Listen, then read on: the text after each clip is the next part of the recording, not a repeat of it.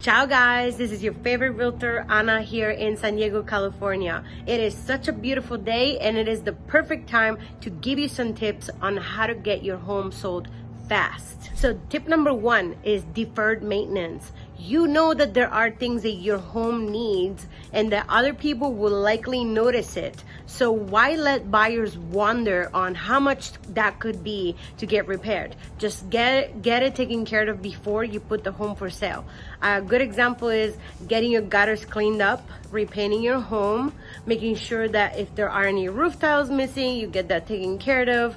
Things that you know you need to do, like cleaning out your AC unit, your furnace needs to be cleaned up as well. So all the deferred maintenance, do it before getting your home on the market. Tip number two is declutter your home. You want to make sure that whoever enters the home can really envision themselves living there. The number one mistake the seller makes is they leave a lot of stuff out, knickknacks, things that don't pertain to today's decor anymore. I always tell sellers, if you want your home to sell, you want to make sure that whoever enters the home can really envision themselves living there without any personal items around. Tip number three, you want to make sure that your home shows up as bright as possible. So that means that before you leave your home, you want to make sure you open up all the curtains.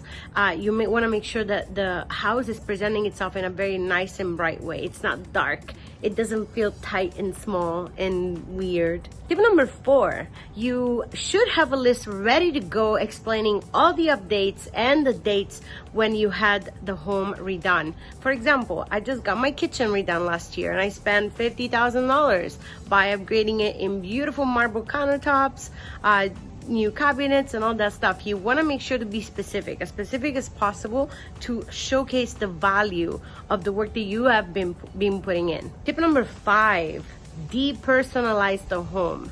You may be a fan of paintings all over the home that are from a certain era.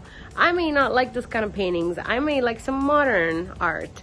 So if there is too much of that, it could defer me from actually looking at the rest of the home. I may just enter the home and just leave right away, but the home is beautiful. So I always tell people, make sure to take away anything that is so personal to you. Tip number six, this is curb appeal.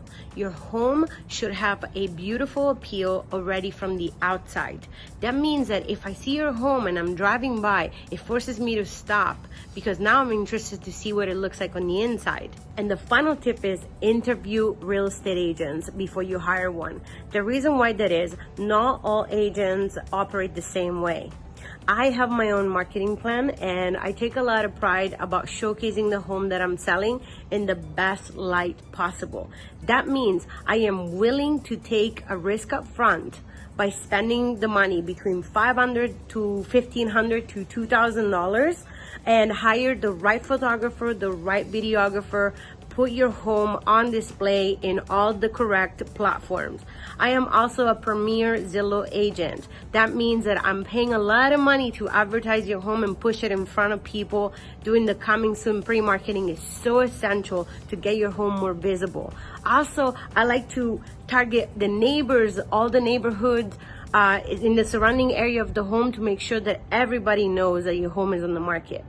I have quite a few tricks up my sleeves and I want to make sure that I present your home in the best light possible. And just so you know, experience, people that have been in the business for 20 years, that doesn't mean that they're going to take the same amount of pride. Just because they have been in the business and they have been working for the past 20 years, that doesn't mean that they have been doing it with the right heart in mind.